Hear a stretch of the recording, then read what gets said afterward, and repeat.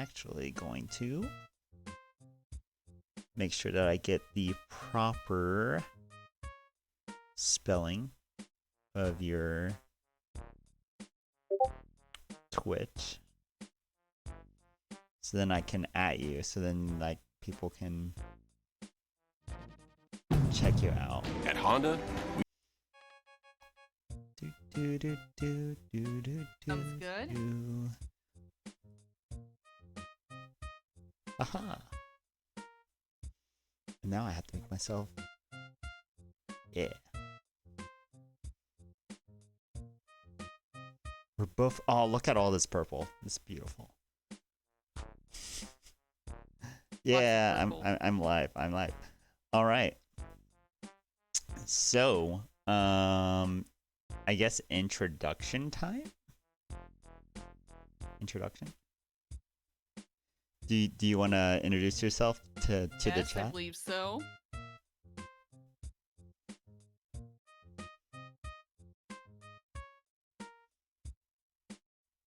Hi, I'm Kissa Cunibello. I am a Cat Wizard variety streaming VTuber and musician. I'm happy to be here with Robo collabing today on the top 10 GameCube games on his channel, which will be followed by, on my channel, the top 10 N64 games. Woo wee, yeah, that's great. Once again, thank you everyone for showing up. And I guess I'm going to say my top 10 first. So I'm gonna start my top 10 GameCube games. My number one, or not really in order, but I'm just gonna be like 1, 2, 3, 4, 5, 6, 7, 8, 9, 10, because I can count and it keeps track. So I'm going to say, no surprise, I do love Sonic. Sonic Adventure 2 Battle for the GameCube is going to be my number one. And the first game I'm going to mention, and the reason for that is when I got my GameCube, it was the first GameCube game I owned. There was a bundle for 150 USD, and I was like, "Whoa! There's a Sonic bundle, and I got to play it." I don't think it had a memory card though, so we had to go to the store and grab a memory card. But I remember being like 3D Sonic. I've never played a 3D Sonic game, and a thing that people do know about Sonic is if the games aren't great, the music at least is pretty good. So, that was my experience. I think that it was trying to do something different, and I will say Sonic Adventure 2 Battle. They had these things called Chow, and these Chow were like little pets. They were almost like Tamagotchis. You could take care of them. There was racing. There was shooting. They tried to do all different types of things. But if you haven't checked out Sonic Adventure 2 Battle, check it out. I'm gonna go into. Do you have any comments actually, Kissa, before I go to my next game? Played that Sonic game. I have definitely played a few Sonic games though, and I've enjoyed the ones I've played. I do really like Sonic. Yeah. I mean, but I seriously remember like Sonic games I played that were like on the Sega Genesis of all things. Yeah. In addition to like maybe a couple newer ones. So, as an honorable mention before going to number 2, I did have this thing called Sonic Mega Collection for the GameCube, and that let me play the Sonic Genesis games. So like 1, 2, and 3 with the original Sonic 3 soundtrack, which you can't really get anymore. And then also it had like Meme Beam Machine, and it had Flicky and Blue Sphere, and in general the old Sonic games. If you're able to play them, also check those out. We love Sega. We love games. games are meant to have fun with, and that's one of the reasons why we're doing a top 10 is to give some shout outs to some wonderful games. Oh my goodness, thank you for the follow. I very much appreciate that. We are talking about games today. My number 2 is a game called Custom Robo. Custom Robo was like if you had your own little toy. Hello. Smiley face. Custom Robo was like if you had your own little toy and you, for whatever reason, were on a police force and like people didn't do crimes by violence, but they did crimes by like fighting robots. And if you just won, you got to like rob a bank, I guess, or something. I have no idea. It was weird, but the music in that game was phenomenal, and the battles in that game was phenomenal. And I was like, whoa, that game's great. Have you played the game Custom Robo, Kissa? And yes, I am 5 away. Thank you very much. I have heard of it. Cool. I'm gonna go into my number 3, and my number 3 is a wonderful game known as Tales of Symphonia. So I'm just gonna give you a little taste of the music. So Tales of Symphonia, it was a game. It's definitely aged, and they remastered it for the Switch recently. Who's your other viewer? I have no idea, but I know Kissa's here. You have 2. I know. It might be Kissa wants me. It might be me. Oh no, it's Kissa. My other viewer is my guess.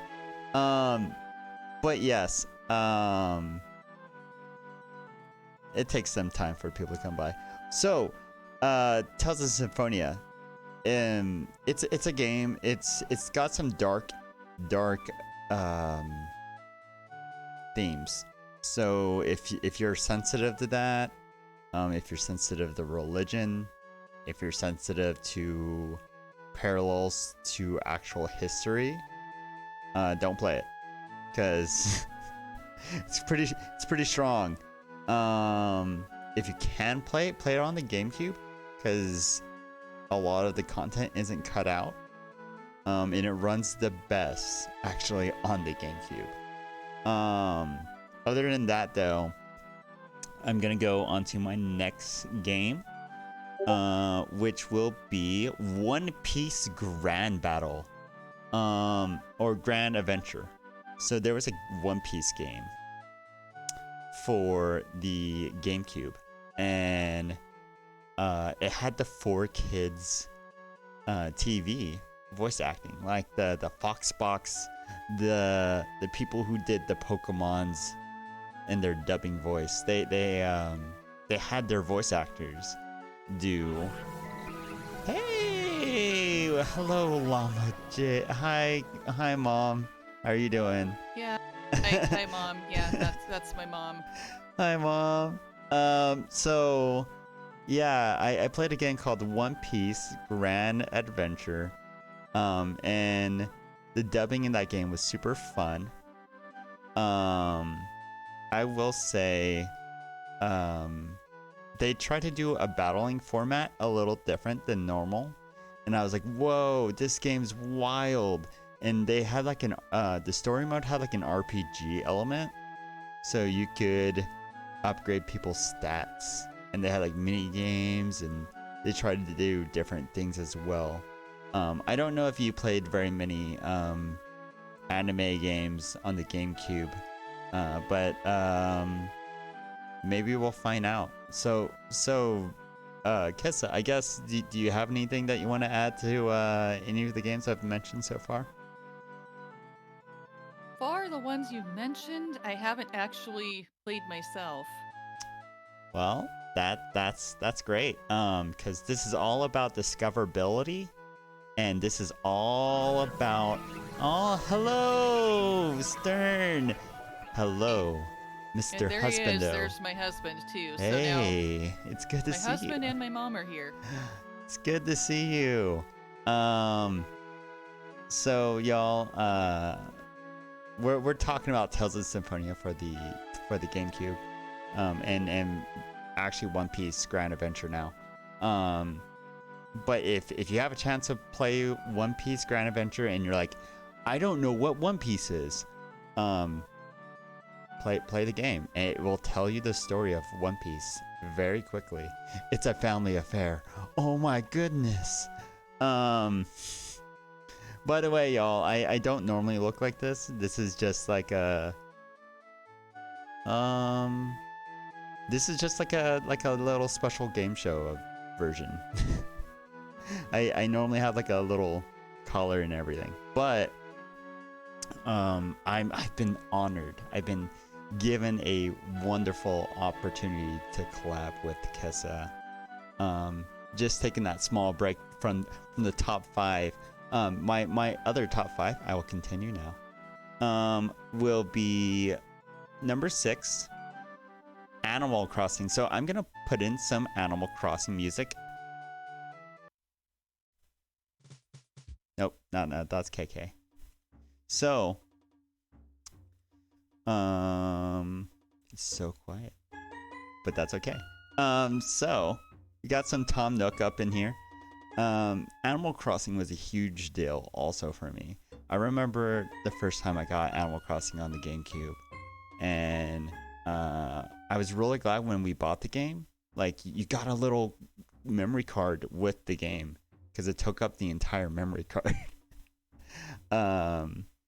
And I remember playing the game, having good memories, being like, oh, I get to own a house, I get to decorate it. Until I was adult, I played a bunch of the anime games on PS2 in my day. My brother loved the split screen Dragon Ball and Naruto fighting games. Yes, Clash of Ninja was wonderful. But there was another one on the PS2 that had a different fighting game style for Naruto. But actually, Clash of Ninja is on my list, and we'll get to that. But Animal Crossing, it was wild. So like, you got to pay your debt, you got to meet some cute animal neighbors, and they were like, "Hey, I'll give you this leaf, but this leaf for real is a piece of furniture." And they would interact with you. They'd be like, "Oh, can you like be a deer?" And I don't know, like, my friend left his notebook at my house. Can you deliver this to them? And you would have to go and find that neighbor and give them their notebook back, hopefully before they move. And if you did that, you got this thing called bells, like money or a piece of furniture. And then if it was a Saturday night and it was like 9 o'clock or something, you could be like, "Oh, I'm gonna request a song for this cool dog to sing." And then there was like fossils and these things called gyroids, and they would make noises. And the really, really cool thing about Animal Crossing, I want to say, is that they had these little mini consoles. So if you wanted to play old games like Balloon Fight or Excite Bike, you could play on your GameCube. I know that you probably know this game, Kissa, a little bit. Is there anything that you would I like to absolutely mention do. about Animal Yeah, Crossing? this is one I've played too, and I love it, and it would be on my top 10 list for GameCube games as well. It was the first Animal Crossing I ever played, and I got into it because one of my friends was playing it. Well, so was his mom too, actually. And then I started playing it and having lots of fun with it, and then my mom got into it. Yeah, and with that one, okay, I've had each of the Animal Crossings since that one too, but okay, what I liked most about that one, the very first one on the GameCube, is that with each memory card you had, you could have a different town. So you could have multiple towns going. at once if you really wanted to, and then Mm-hmm. travel between them using the Yeah. memory cards in the GameCube. I really liked that. But now, with New Horizons on the Switch, it only lets you have one island per Switch, which I don't like as much because I Yeah. loved it when I could have like multiple towns. I But I yeah, I I really agree. liked the excite. I liked all of the NES games that would let you try to play, and it was just fun and have good memories of starting to play Animal Crossing. Yeah, I mean, I think that's great. However, okay, Yeah. I have kind of a funny memory of that because okay, at the time um of playing this game, okay, do you remember Mr. Rossetti? I do. I remember I had a power outage, and because of that I'd run into Miss Rossetti. Or Okay, I had our a parent our that would turn issue, off my the game. mom, yeah, my mom and I's issue with the game was not anything to do with like any kind of power outage or anything. Okay, our issue was our dog Cassie. She Aww. was like a Pomeranian, and okay, she was really smart, and she figured out which button was the reset button. Oh. So she would just randomly paw at the button, and then oops, it would start over and properly save or not save at all, and then we'd have to see Mr. Rossetti just because she pushed the button. After a few times of her doing this, we seriously put a big plastic mixing bowl over the GameCube whenever we'd play Animal Crossing so she couldn't do that to us anymore. Yeah, I mean, I definitely understand that. Not only just animals, but like I, I think I bring over Animal Crossing. Even though me and my friend had Animal Crossing, and we'd have sleepovers, and basically what would end up happening sometimes, like his mom didn't understand that. She was like, we were like, oh, we're gonna go take a walk to Target or take a walk to like a store, and my friend would like leave it on, and then she would like turn off the game, or like she would like, I think she played it, but when she played Animal Crossing, she didn't realize that like you can't just save and then, because you had like a save and then save and continue. I think she didn't realize that if you save and continue and then turn off your game, that then you would get Mr. Rossetti, and then there would be a paragraph, and then you actually had to read it, or you would just like go in a loop. But yeah. Oh yeah, yeah. I know a cat that knows. I know a cat and a dog that know how to open doors. But I'll talk Yeah, about and that like later. our dog at the time, yeah, she was really smart, and yeah, that was one of the things she did is make us see Mr. Rossetti. And anyone who doesn't know how it is to see Mr. Rossetti in Animal Crossing, because he's not in the later games, from what I Yeah. remember. He's this mole character who pops up whenever you improperly like save or turn off your GameCube without saving in Animal Crossing. Who pops up, you can't skip it, you can't avoid it. You must sit there while he has this long text box or several text boxes worth of dialogue about who should save properly. Essentially, like how could you like not save your game properly? Why do you like reset without saving? Like that sort of a thing, and just chides you for that in multiple ways before you're finally able to go, okay, can I play the game now? So yeah, that would happen every time when you would reset, because that's just a thing that they had as part of the game for the first one on the GameCube. Mm-hmm. I mean, I'm glad they didn't do that with the others, because like that every time, especially when we didn't do it, it was the dog. Yeah, that got old. Yeah, I think it's a little funny. I mean, it's not exactly funny with Mr. Rossetti, but at the same time, I think it's a little funny that his whole thing was about teaching people, hey, you need to save your game, you need to save your game, you need to save your game.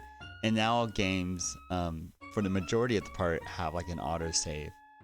And And so, I think it was trying to teach people, like newer people, because Animal Crossing was a game for all ages.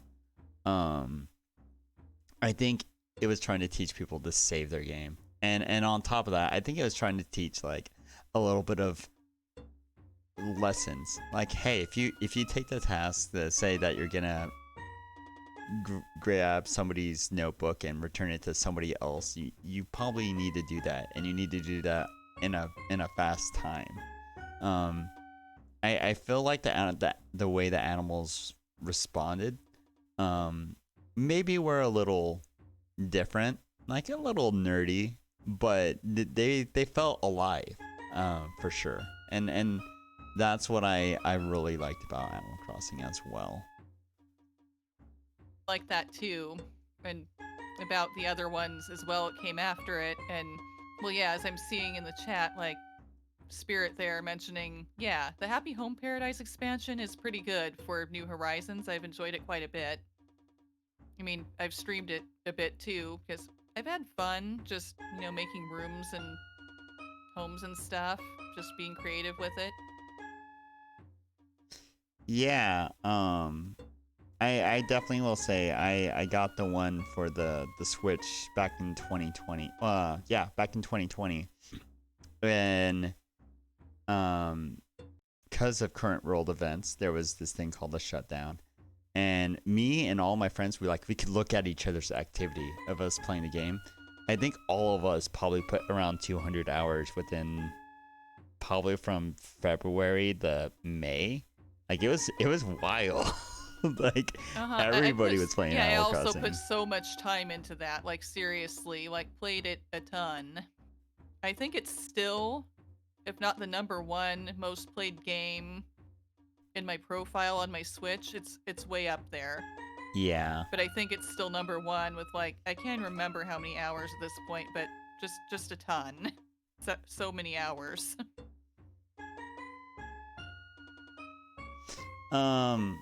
So I'm gonna go to the next game. Though I do love Animal Crossing because I feel like I could talk probably about Animal Crossing for hours, to be honest, and the lore, I bet I and the could story. Maybe that'll be another collab. We might talk about the history of Tom Nook and Red and Kappa and Tortimer and KK Slider and stuff like that. I don't know. Maybe not. We'll find out. We'll let you guys know if that becomes a thing. But let's go to number 7. So my number 7 game is a game called Billy Hatcher. It was another Sega property. Sega was really trying to pop off with their IPs, including like Super Monkey Ball, Super Monkey Ball 2, Billy Hatcher. There wasn't a Jet Set Radio game for the GameCube. That was like their Xbox property. But in the 2000s, they were going everywhere, and they didn't want to stop anytime soon. And Billy Hatcher was a IP, a brand that really didn't, it did well, but I think that there's so much that came out at the beginning of the GameCube with Mario Sunshine, Luigi's Mansion. I think Super Smash Brothers Melee was hitting record sales. And there was just a lot of other games that were all coming out at that same time that the competition for the spotlight just really put it in the shadows, sadly, despite how much love was put in the game. Competition can be harsh. But yeah, Billy Hatcher was a game where you were a blonde kid, and you had to rescue these roosters or these eggs that were being taken by crows for some reason. And if you rescued the eggs and they would hatch, they would make a rooster, and the rooster would be able to wake up everybody in the morning, and the daytime would happen. But I guess crows represented nighttime, and they wanted it to be night forever. I don't know. It was a weird game, but it was super fun. They had Sonic in the game as well, which may be another reason. Um, and it kind of played like Katamari Damacy a little bit. You had to roll around like an instrument or a little egg or something. Hey, what's up? Please crush me. Crush me. Welcome to the stream. We are talking about top 10 games. I'm on number 7. Then we're gonna go through Kissa's list in about 3 more games. Please enjoy yourself. Get a drink. Eat a snack. Do your thing. And yeah, just I hope everyone here is having a great time. Thank you very much for showing up. Again. I'm gonna go to number 8. So yeah, so that goes back to Naruto. So there was a game called Naruto Clash of Ninja 2 and Naruto Clash of Ninja 3. And 3 was exclusively in Japan. But it wasn't region locked. So those games, they definitely did the fighting game mechanics in a new style, but they kind of try to follow like a combo routine. So like you would press a certain number of buttons in a certain order and different moves would come out. And teleportation was involved and getting enough energy, and they did different things. But it was very animated. Naruto at the time was one of my favorite animes. It definitely isn't now, but I would still love that game. I would still love to play that game. That game, I had a lot of fun memories. Have you ever played an anime game on the GameCube? Kissa? I don't believe so. Like, I don't remember playing like any of those on there. I mean, I've heard of them, but I've not played them. And well, anyone who's like watched or is into anime at all would probably be shocked to hear that I've not actually ever watched Naruto. You know, I don't think that's very shocking. Actually. So like to give a little bit of background for people, I do this thing known as cosplay as well. And I will tell you, these people are spending like $200, $300, $400 on costumes. A lot of them haven't seen all of one anime, and if they are dressing up, most of the time they've only seen like 10 episodes of a series that could be like 100 episodes long.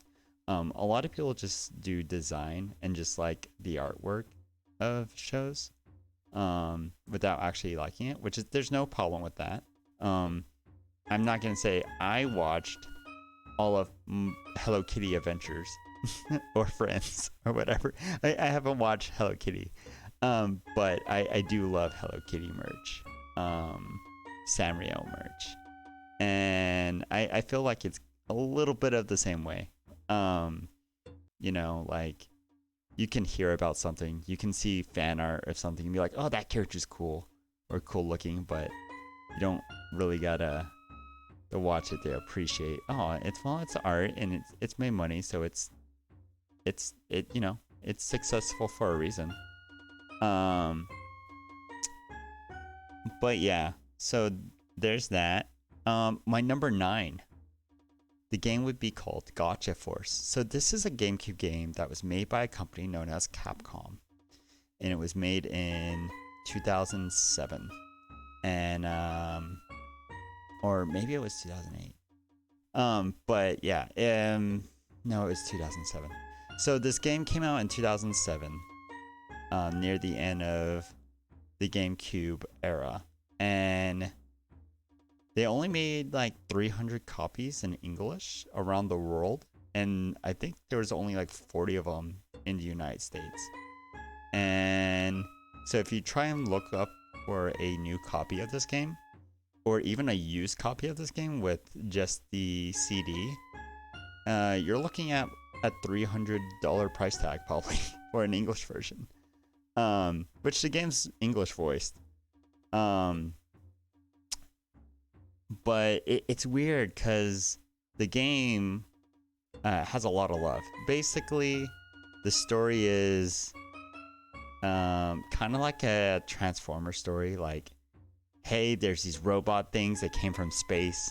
They landed, and now all of a sudden, there's these other robots that are trying to take over, and you gotta help the good robots fight the bad robots, basically. And yeah, like I think I remember spending. Ooh, it's like kind of like an RPG also, but I want to say, I probably spent around like 200, 300 hours on the game, solo player, and then you could play 2-player, and that was phenomenal as well. It's definitely a unique game.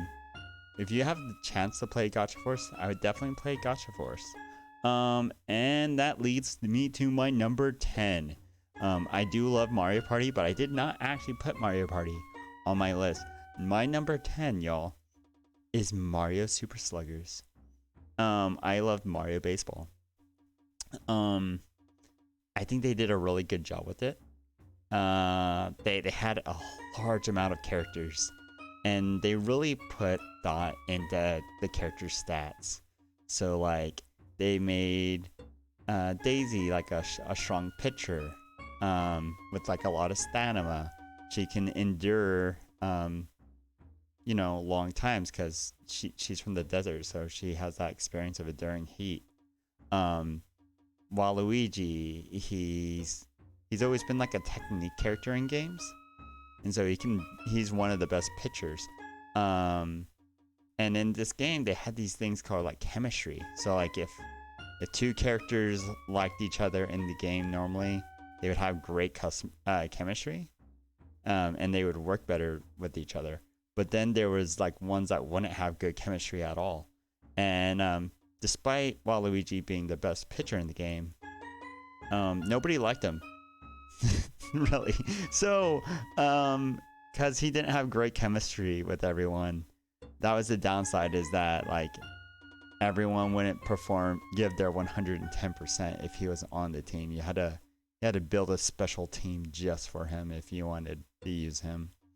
But like they had like mini games, and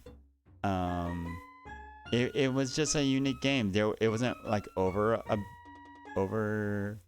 stimulating. Like there wasn't too much to look at. But they offered a lot for a very cheap price. And that's the reason why I loved Mario Super Sluggers, and that is my top 10 list.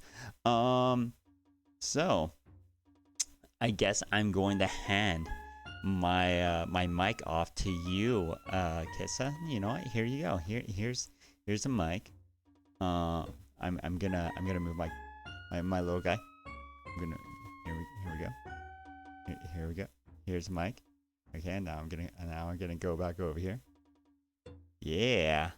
All right. Now, how about you tell us some games that you liked about on the thing known as the G Cube, the GameCube.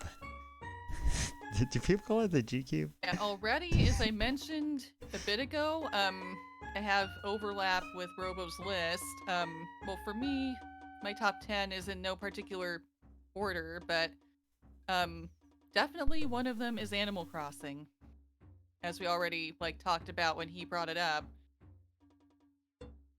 And other than that, like, okay, so I could, no particular order, but giving a number to like keep track here. So 1, Animal Crossing, and we already kind of talked about that one. And, well, going next, like, no particular order, like, for number 2... Okay, I only ever I guess, rented this game. Yes, I know. I'm old enough that I remember um, movie and game rental stores when they were a thing. You know, like Blockbuster and, Hollywood Video, those types of places that kind of don't exist anymore. But, okay, I never actually owned it, but on my list in the second spot, F-Zero GX. I mean, that's like, I think, the second F-Zero game I played. And I really enjoyed it. I liked it that with that there are lots of different characters, machines to choose between. And in that one, there was a mode where you could actually make your own machine too, and that was fun. Yeah, I like that. I think that's the only one of those I've played that has that, where you can just make your own machine and race with it. So, like, for that reason, it's definitely there. I mean, I didn't own it, but I played it as much as I could, trying to rent it from, like, Blockbuster, I think. Blockbuster still existed. Yeah, oh, Blockbuster. I love Blockbuster. We'll definitely have to be talking about Blockbuster a little bit in the video stores when we go onto when we raid you onto the two-parter, onto the top 10 64 games. But yeah, no. I think that's super cool because I don't know many people that have played the F-Zero series. Like I recently played the 99, and then I played Smash Brothers, and I played the F-Zero stages there, and I knew. Well, yeah, me too. I think there was like a GIF of an anime, and I think they were trying to do like a 4Kids thing, but I don't know if it ever actually was released in English. But I'm pretty sure they acquired the rights, and then it got lost in limbo, sadly. But yeah, no, that's radical. And I think it's super cool. All right, I'll let you talk. Sorry about that. So, like, even though I've been enjoying, obviously, anyone who's like been on my channel doing F-Zero 99 kind of regularly for a while now, it feels a bit limiting to me, even though I like it anyway, because only like 4 different machines to choose from. Whereas, like, I remember F-Zero GX, I can't remember exactly how many, but at least in the double digits somewhere. I want to say at least maybe 16, I want to say, or somewhere in that number to choose from that you could unlock as you went along in the game. In addition to having its, custom make your own machine mode, which, well, you can't do in 99, but only because that's based on the original F-Zero, which I believe was Super Nintendo, which I didn't actually play. Like, the first F-Zero I played was Maximum if I could talk, Velocity on the Game Boy Advance. Ooh, I didn't even know that there was one on the Game Boy Advance. You taught me something. Yeah, there was. Well, yeah, and it's good, and I really enjoyed playing it. Yeah, and that one had more selection for, like, characters/machines, too, that you could race with. Yeah, so definitely F-Zero GX is here on this list. I enjoyed F-Zero games even, well, back that far, which is around the time when I was starting to play those ones. And, well, going on to, well, the third one I will talk about, Harvest Moon, A Wonderful Life. A farming sim. And who knows, people might question me for having, like, loved this game, played it so much. At the time, I really loved it and played it so much because at the time, I was actually living on a farm in real life and had, like, my own, well, farm animals and stuff that I needed to take care of, like, in my case, goats and llamas, which I don't think were options in Harvest Moon. on your farm in that game. But yeah, I really loved and adored Harvest Moon, like on the GameCube. Really enjoyed, raising all different kinds of animals like cows and chickens. I mean, they didn't have llamas or goats from what I remember, but, cows, chickens, there was a horse that you could ride around. You could also grow crops. I And mean, in that one, you could, like, talk to and build relationships with all of the townsfolk, and I like that part of it too.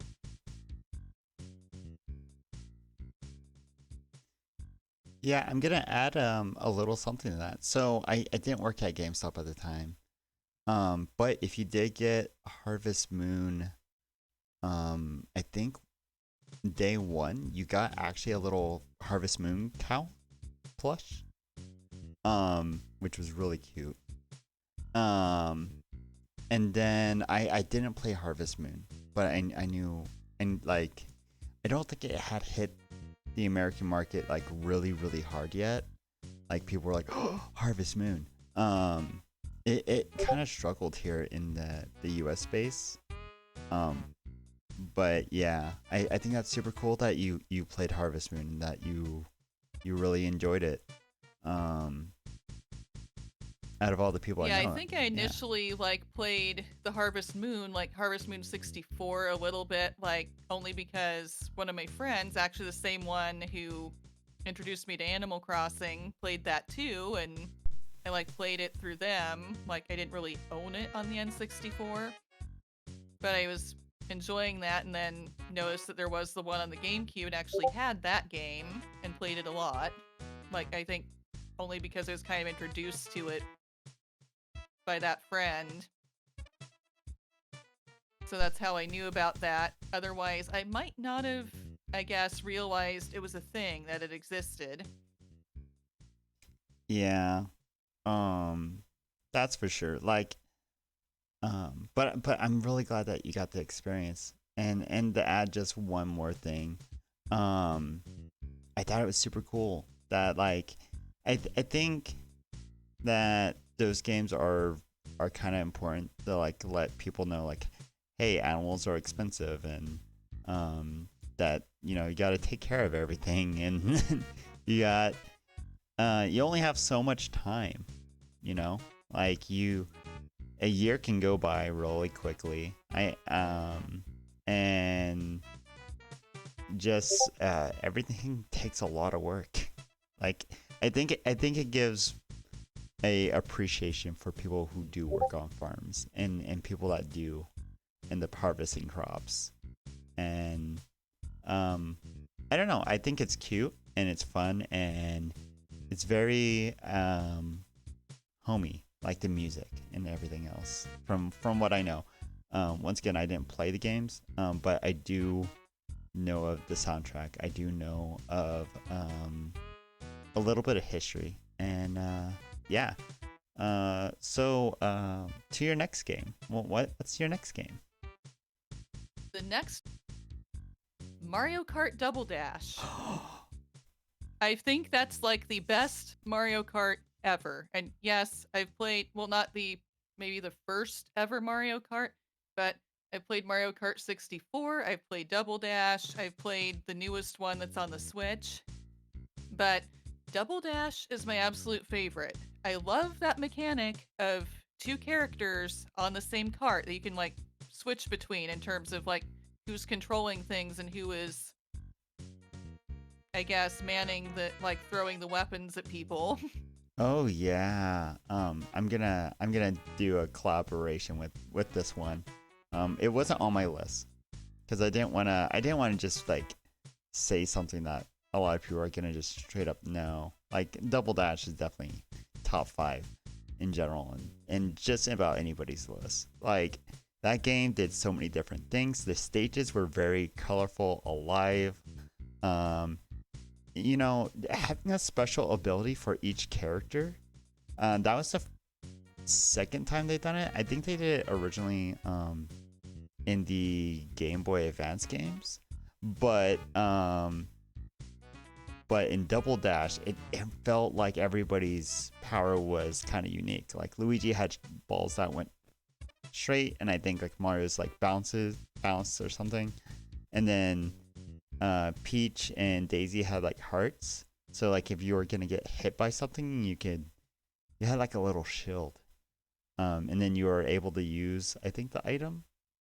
I think, um, and then For that too. yeah, and then yeah, so it just they were doing fun things. I love Double Dash. Thank you very much for letting me talk a little bit about that.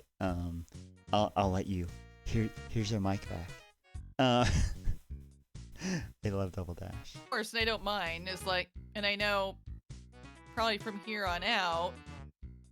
Well, I know like most of mine would be possibly more popular, better known ones from like big Nintendo things. Granted, growing up into like being into Nintendo stuff, you know, for me, tons of Mario all the way. Things like that. Mario, Pokemon, Animal Crossing. Yeah. Definitely. um. And like even just going on to the next game or like couple or oh wow, at least 3 games honestly for me. Yeah. Kind of going back to Mario Land or staying in Mario Land to be honest. Ooh. Like cuz the next one Mario Party 4. I mean, the Mario parties on the GameCube were my absolute favorite of all of them, and I've played all of them, like Mm-hmm. each and every one. But okay, 4 is here because I liked that it had its own little story mode, and as a single player playing through all the different maps, you could, you know, playing your way through the solo mode, earn little collectible items that went in these cute little rooms themed after each character. I just thought that was great and that was fun and adorable. I loved that part of it.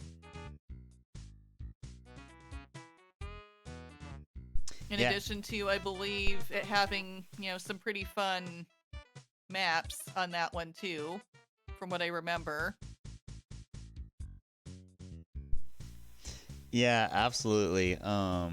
I will say I got Mario Party games like for my birthdays and things like that. So I was always super excited to play a Mario Party game. Um, in general, they were probably my favorite. All of them besides 6, because like 6 didn't have a story really. But in general, like 4 and 5. I think 5 actually was like kind of a middle's like sandwich between the Paper Mario series. Um, and then I think like 4. I think is 4 the one with the capsules for like items, or like did they I have think it was stickers? 5 that had the capsules. I think the 5 had capsules. I mean, 4 still had items. Like they Oh, each have had items in some way. cool. Did you have a favorite stage on 4? Well, on 4, I definitely had a favorite stage. My favorite one in Mario Party 4 was where are the names here? The one that was in the casino, essentially. I love casinos. I'm gonna be honest, y'all. Well, yeah. I love the So gamble. yeah, in that one, I liked the mechanic of the board where you reach a certain point, you roll a dice block to determine where it puts you. Like you try, well, you can bribe the Goomba if you want, which could help. Sometimes does not though. In order to like try to get to the section of the map you want to go to get the star, and then in order to like move around the map, and then at another point in time, there's this like other Goomba that pops up that you have to go past to like continue going on that part of the map, and you have to roll the dice and correctly guess whether you'll be higher or lower than the Goomba in order to move forward, or else you get sent back to start. Yeah. It's called Goomba Greedy Gala. Actually, I just Oh looked it up. yes, Goomba's Greedy Gala, Um, yeah. Yeah, I was and trying to find that. I also very much love that course. I think that was one of my favorite courses. I think one thing I'm gonna say about Mario Party 4, I think that was the first one they did mini mushrooms and mega mushrooms, I think. Yes, I Um, think so. and I like that because they had like special little routes that you could go to if you were mini at a specific time. Um, or if you're like, hey, you just took all my coins, I'm right behind you. I can turn mega and get 10 of my coins back. um, but to to give y'all a little image of what it looks like, I'm gonna pull it up actually right here. Um, this is what it looked like. So you had like your own little casino area. There was coins everywhere. There was a bank. There was a booth that you could like steal a star or take some coins. Oh, I think they had like a lottery. Like if there's a spot in the top 3 area, and if you land there, you actually could like scratch off a sticker or something like that. And if you won, you got like a bunch of coins. But yeah, I'm gonna For the lottery tickets in that game too, yeah. because they had those not just in the like Greedy Gala, but in the whole game and for each of the maps. Yeah, they had the lottery tickets. Yeah, and I enjoyed that part and thought that was fun. Yeah. Scratch offs. Super fun. Um all right. Well, we talked about Mario Party for a while. What is the next game? Yeah, and the next one is well another Mario Party, Mario Party 7, Mario Party 7. which I felt which I felt deserved its own spot here because okay, again, it has maps I really enjoy, lots of maps that seem to be themed after different parts of the world, including one that is Egypt essentially, Mhm. which I thought was really cool because like ever since I was a kid, kind of like into obsessed with Egyptian stuff. And other than that, okay, a thing I really like about some of the Mario parties is that they actually added special minigame modes where instead of just things where okay, here are the mini games, if you just want to practice them, you just want to play them, they actually had special game modes for them, such as one of my favorites in that featured in Mario Party 7, the minigame decathlon, where they had 10 different mini games and you played them against people and you got points depending on how well you did. And Mhm. then the person with the most points at the end won the decathlon. Yeah, I mean, I remember that. I think I remember playing like a Tetris like little mini game. That might be in a later one. But there was like this little fun little Tetris game that you could play where you got blocks and you had to put the same color and you had to smash them. Um and then Yeah, I remember that one. I think that was one of the mini games. um I loved the boards. I loved all of the board. Like I would not say there wasn't one that I didn't like. Um a lot of people don't say they don't like water levels, but Mario Party made water levels fun. I'll say, and that's an achievement. Can be an achievement, definitely, since I know like that water levels are not usually anybody's favorite. Yeah. Um. Well, is there any other words that you would like to say that are super great about Mario Party 7?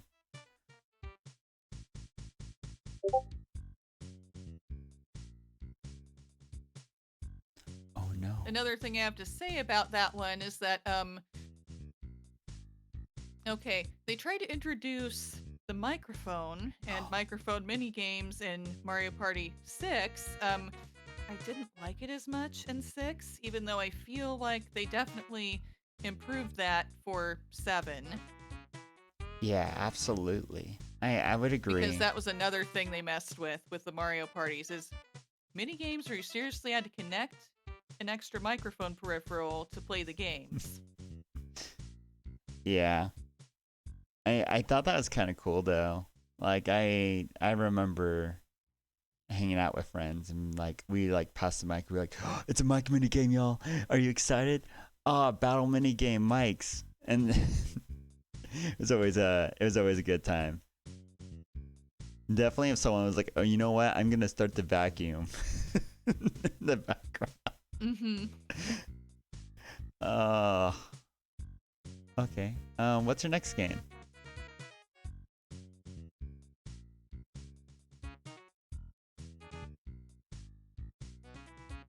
Again, firmly in Mario Land, Mario Power Tennis. I very much enjoyed like many different Mario sports games that I've played. I've very much enjoyed golf and tennis. I did actually play Super Sluggers at one point too, like you mentioned before. Very much a big fan of Mario things. And okay, even though I've played all the Mario tennis games that have been a thing, I included Mario Power Tennis because, okay, nothing wrong with the original that was in, like, for the N64, but I liked it that the one for the GameCube, I feel like it has, a lot more characters to choose from. Plus, they added stuff to that, like different modes and things that are fun. They started, I think, with that one, with the power shots that are different for each character, which adds to the game. Yeah, I just always especially had fun with Mario Tennis, like even the newest one, Tennis Aces on the Switch. I would agree. I do think that that Mario, like with all the Mario games, if they make a sports game, they always like think about stats and special powers and techniques. Kind of like the soccer one. Why can't that strikers? Yeah. And it's really cool, like how they think of like, oh, what would this character's power be, or like what would they do? And they have great animation normally. And then they like have a victory pose, or they do something if they like end up getting a goal or a point or something. They put a lot of love in their games for sure.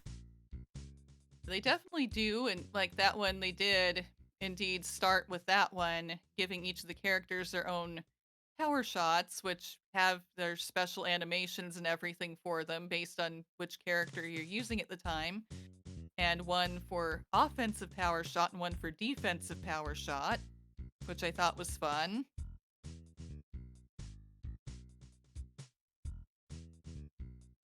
Plus Yeah. differently themed courts like a Luigi's Mansion court and DK Jungle court and things like that.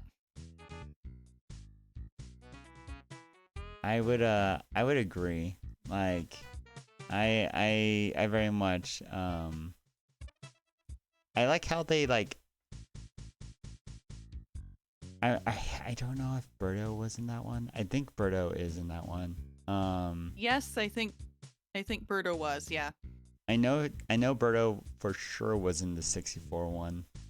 But in general, like They Got me the thinking here, like, music in the game also was pretty fun. I remember okay, I think like no joke, y'all. I think I used to like not exactly like sweat, but I'd be like so intense looking at the TV and like moving my like controller and everything. I'd be like, oh my goodness, that felt like a workout, but I was just playing a game. Like I don't know why it felt like that for just power tennis or like the tennis games, but they were always so intense. I thought that too, and the same sort of thing could easily happen to me when playing them. Or even now playing the tennis game, even when I'm just like sitting there, moving the sticks, pushing the buttons, and not like trying to play in real life with the players or like Yeah, characters. Like, still, yeah, I get what you're saying there. it's very relatable. It's I don't know what it is about the Mario Tennis games, but they just have that effect. Do you have another yeah, you have another game, right? But yeah, I have some other games. How many was that? 1, 2, 3, 4, 5, 6, 7. Even though it may seem like I can't count because, like, in my original list, I didn't quite have 10. Even though I'm kind of cheating here with the last couple, which aren't really just one in each slot anyway, because I didn't know which one I would prefer to put into my list for a couple of them, these next couple. Mm-hmm. But okay, next, um, even though I mostly played Mario sports games whenever I played any kind of sports game, an exception for me, one of my favorites, SSX Tricky. And, well, Ooh, the snowboarding game. SSX3, yeah, the snowboarding games. And I was having problems deciding which one to put out there for my list.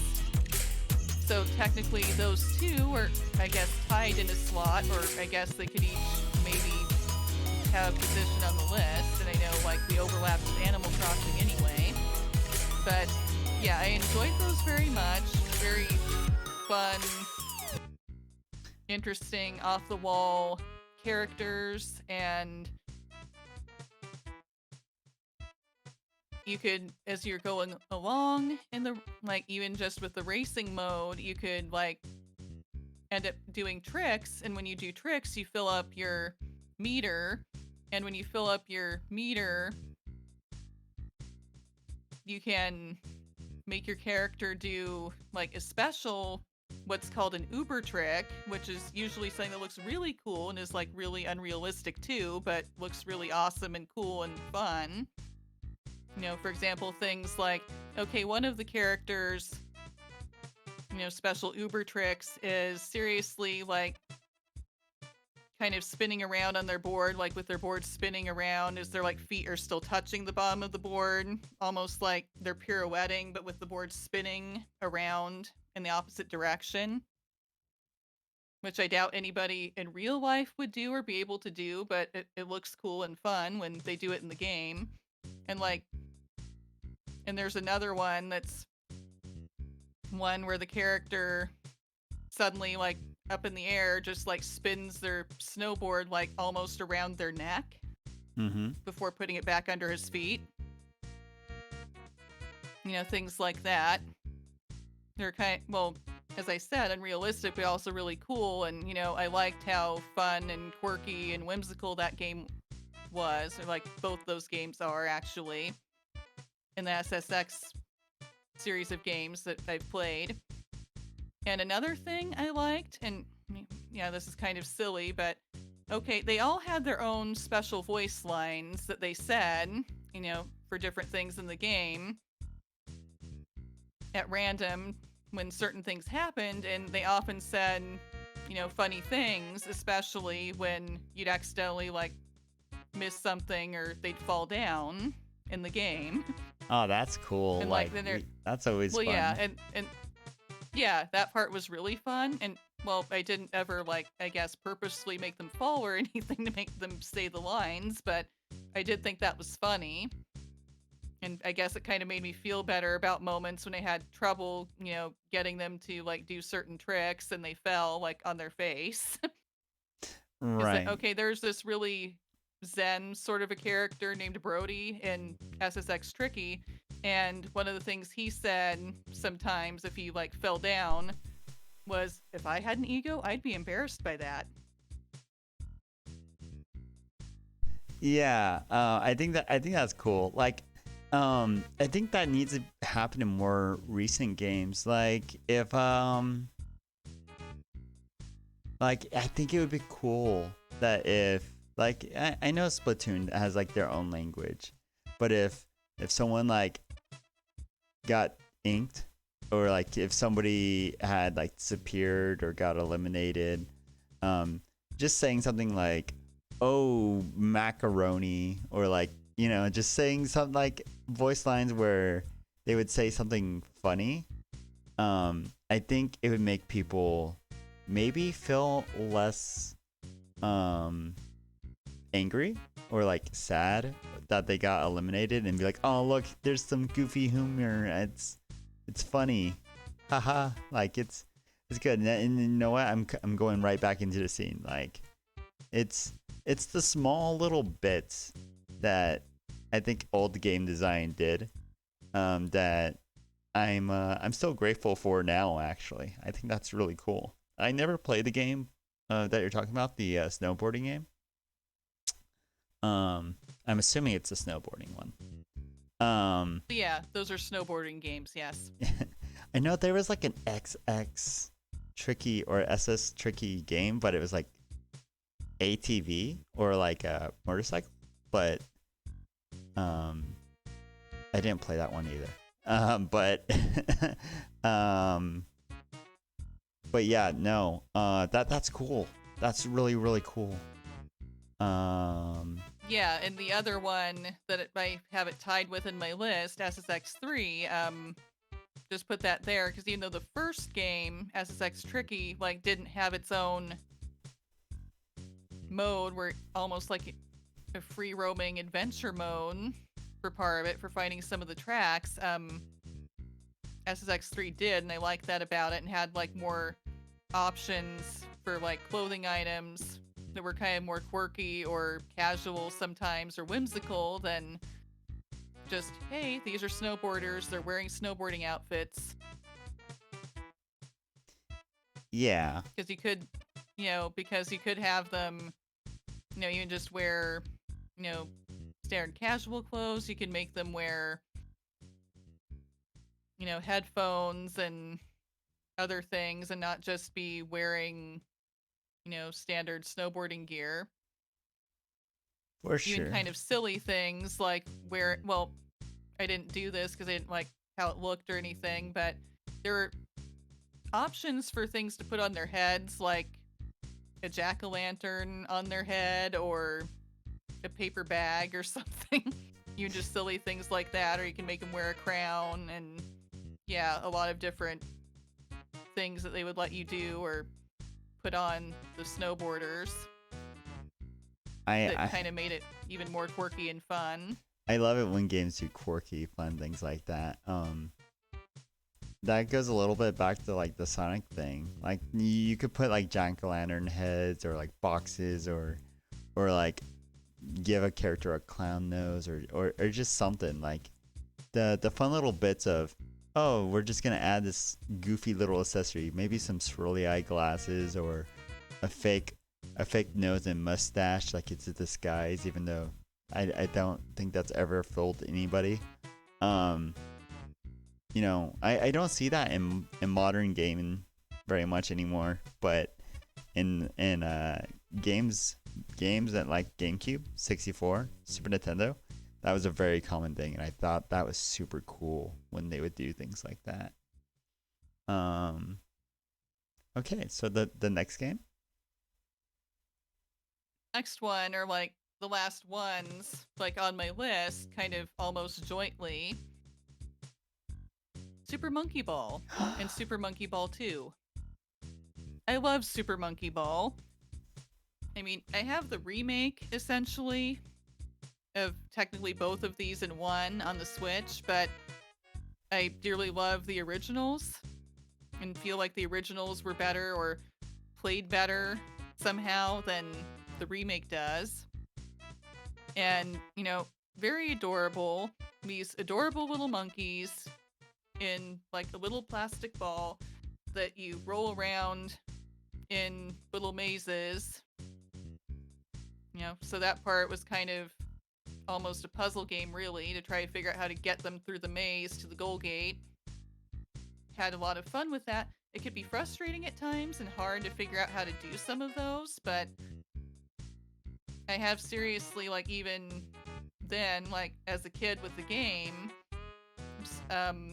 managed somehow at some point to get through, like, I think all of the different maze levels, even though some of it took a lot of persistence and was kind of hard, or more than kind of hard.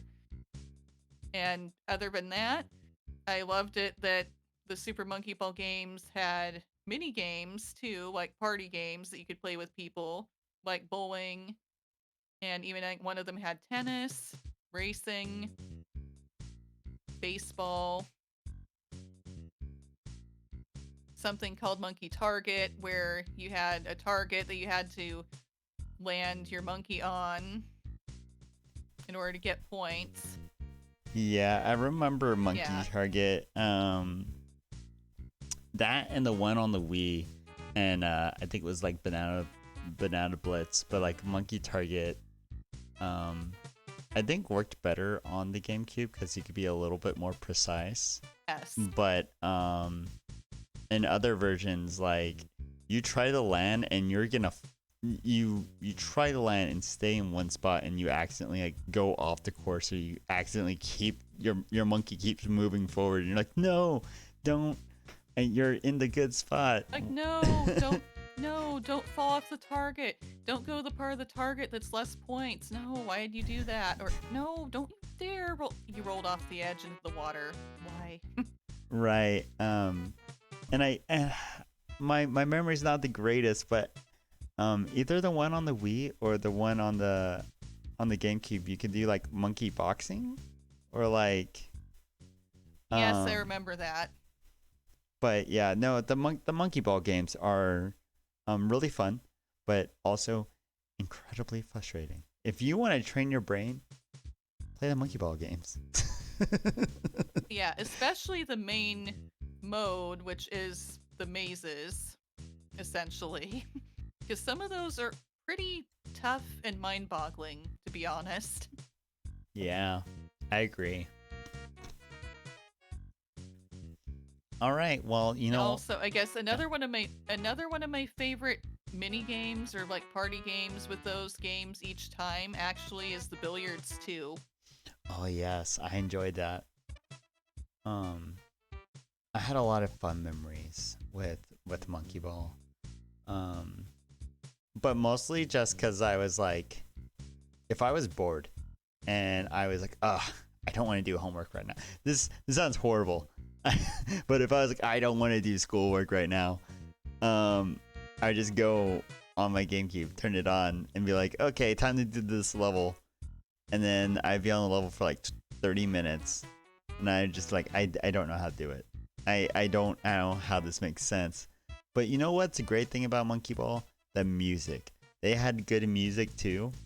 I sometimes would also just like have the level on, and then I would do homework. I'd just be like, okay, cool. I guess I'll do schoolwork while listening to the music. Yeah, I actually did really like the music. Just rather upbeat synthesizer type music. Mm-hmm. Well, And I thought in each version of Monkey Ball that I've played, each Monkey Ball game that I've played, for some reason, the music that they play for the billiards each time is like awesome. I think especially actually the newest one that's the remake. I have played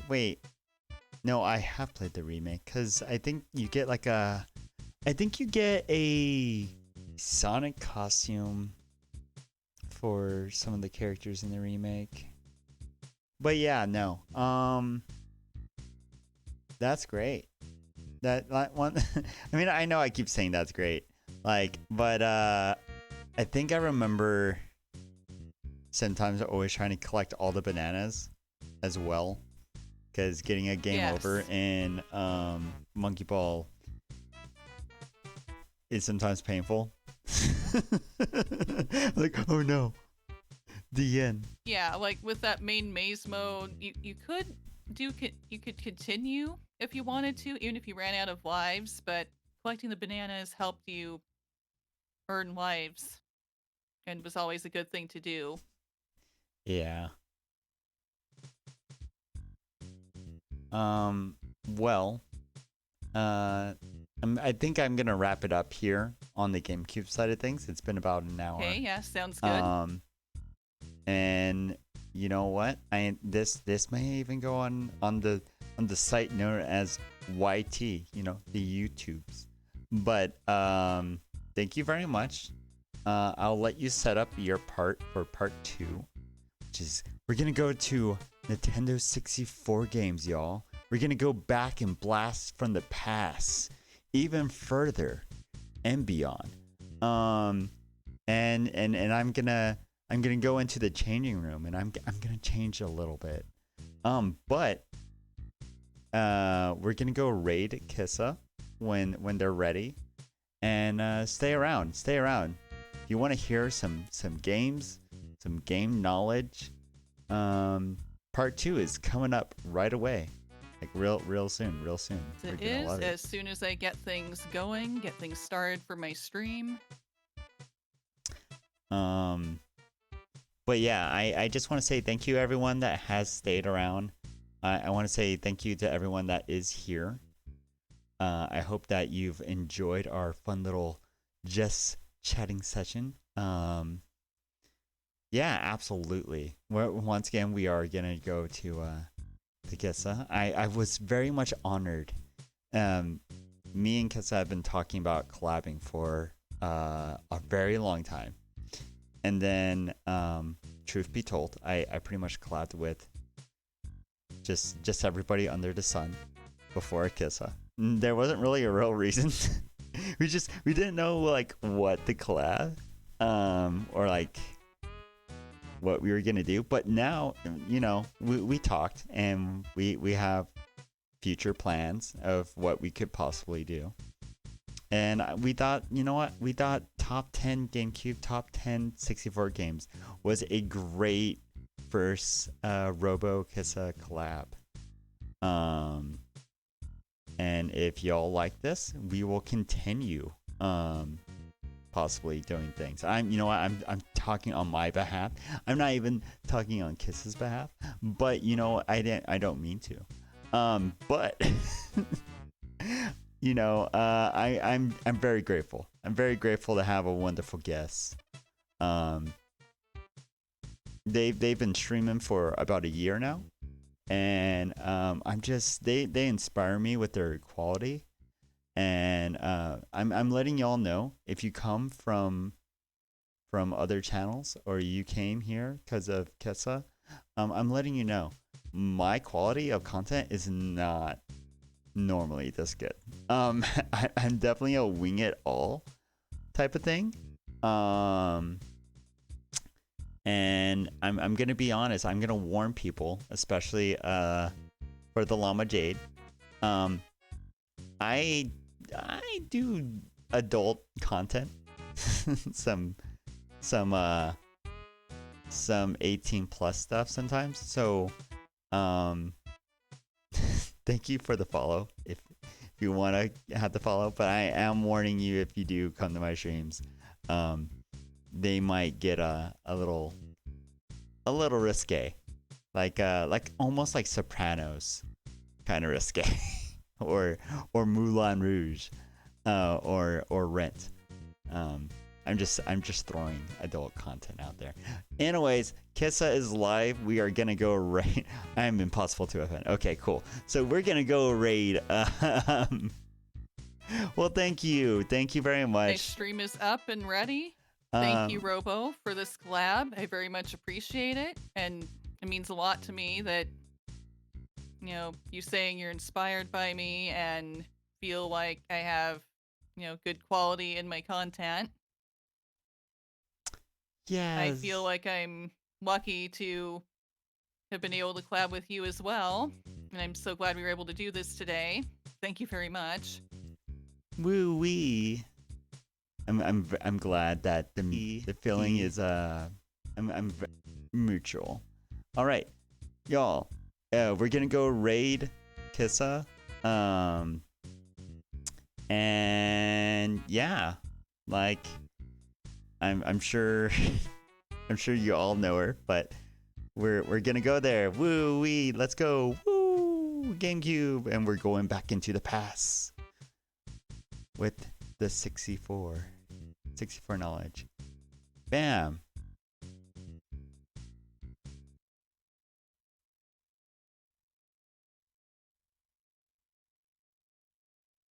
And here we are, everybody. Here we are on my channel. We're on your channel, yay! Woo. With the fun little N64 logo in the top corner. Fun little and Robo is dressed logo in the top for